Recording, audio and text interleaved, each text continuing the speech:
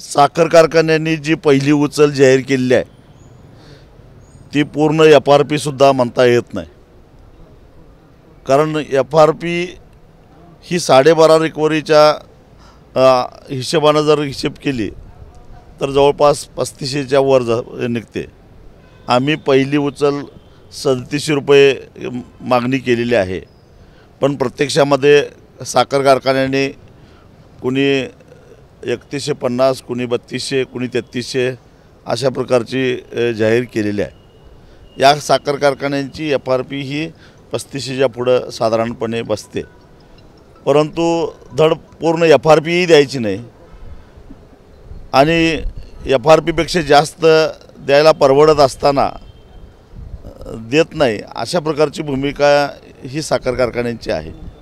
काही साखर कारखान्यांची रिकव्हरी एकदम कमी आहे, एकतर त्यांनी रिकव्हरी चोरलेली आहे आणि त्यामुळे रेकॉर्डला त्यांची रिकव्हरी कमी दिसते, पण शेतकरी ऊस पुरवठा करणार नाहीत असे 2-3 कारखाने आहेत की त्यांनी FRPपेक्षा जास्त पैसे दिलेले आहेत।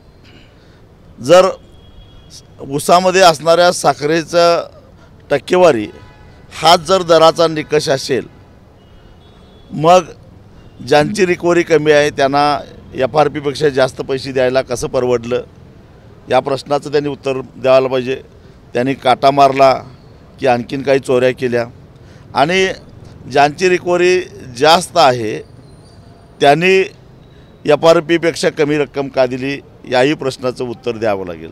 आणि म्हणूनच आम्ही जिल्हाधिकाऱ्यांनी या सगळ्या साखर कारखान्यांची आणि त्यांच्या चेअरमनांची एक बैठक घ्यावी आणि आमच्या समोर हा सगळा या विषयावर चर्चा व्हावी अशी मागणी केलेली असतानासुद्धा बैठकीला हे कारखाने टाळाटाळ करत आहेत। जिल्हाधिकाऱ्यांना निवेदन दिलेलं आहे, बघू जिल्हाधिकारी काय करतात। ही जबाबदारी जिल्हाधिकाऱ्यांची आहे, साखर आयुक्तांची आहे। ते जर आपली जबाबदारी पार पाडणार नसतील तर मग शेवटी आम्हालाच काहीतरी करावं लागेल।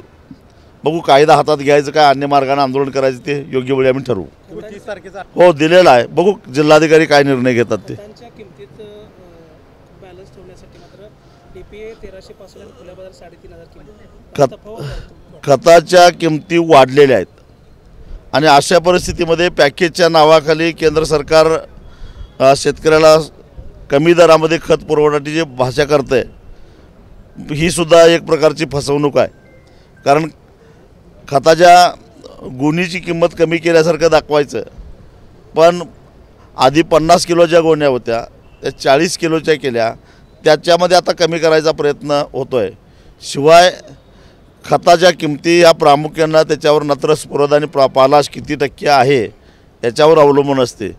ती जी मात्रा आहे ती त्याची टक्केवारी कमी करायची आणि मग कमी केल्याचं भासवायचं, अशीच फसवणूक शेतकऱ्यांची आत्तापर्यंत होत आलेली आहे। राज्यात दर गेल्याचं पाहायला मिळतंय, तूर असेल, भुईमुग असेल किंवा इतर जे पदार्थ आहेत त्याची सुद्धा मोठ्या प्रमाणावरती दरात पडझड झाल्याचं दिसतं। यासाठीच जसा किमान वेतन कायदा आहे असंघटित मजुरांच्यासाठी, त्याच धर्तीवर किमान हमीभाव कायदा संसदेनं मंजूर करावा, यासाठी देशभरामध्ये शेतकरी सगळ्या संघटना मागणी करतायत, आंदोलनं होत आहेत। शेतकरी नेते दल्लेवाल हे त्याच मागणीसाठी उपोषणाला बसले आहेत, त्यांची प्रकृती गंभीर आहे। आम्ही सरकारनं खरेदी करावा असं म्हणतच नाही, या सरकारनंच जाहीर केलेला जो हमीभाव आहे त्या हमीभावापेक्षा कमी किमतीमध्ये कोणालाही शेतीमाल खरेदी करण्याचा अधिकार असू नये असा कायदा करा, एवढंच आमचं म्हणणं आहे। संतोष देशमुख प्रकरण आणि SIT नेमली तरी 17 ते 18 दिवसानं आरोपी थेट CIDच्या मुख्यालयात 100% याच्यामध्ये कुठेतरी राजकीय हस्तक्षेप होतोय आणि इथं हे गृह खात्याचं अपयश आहे।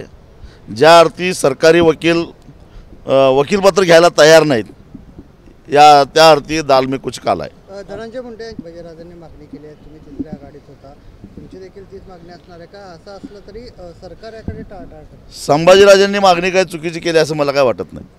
साहेब, यवत शेतकऱ्यांनी आत्महत्या केल्याचं पुढे आलेलं आहे, तो राज्यातला एकमेव असा जिल्हा आहे की ज्याच्यामध्ये सर्वाधिक शेतकऱ्यांच्या आत्महत्या झाल्यात, कसं पाहता याकडे? गेली अनेक वर्षे आम्ही घसा फोडून सांगतोय की शेतकरी कर्जबाजारी होण्याचं एकमेव कारण म्हणजे उत्पादन खर्चापेक्षा कमी किमतीमध्ये त्याला शेतीमाल विकावा लागणं आणि त्यासाठीच हमीभावाचा कायदा करा म्हणतो आहे.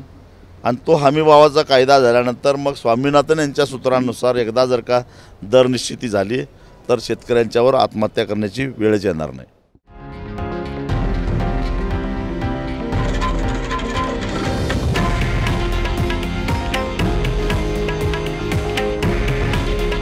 हे आहे देशातील नंबर 1 न्यूज नेटवर्क आणि आपण पाहत आहात TV9 मराठी.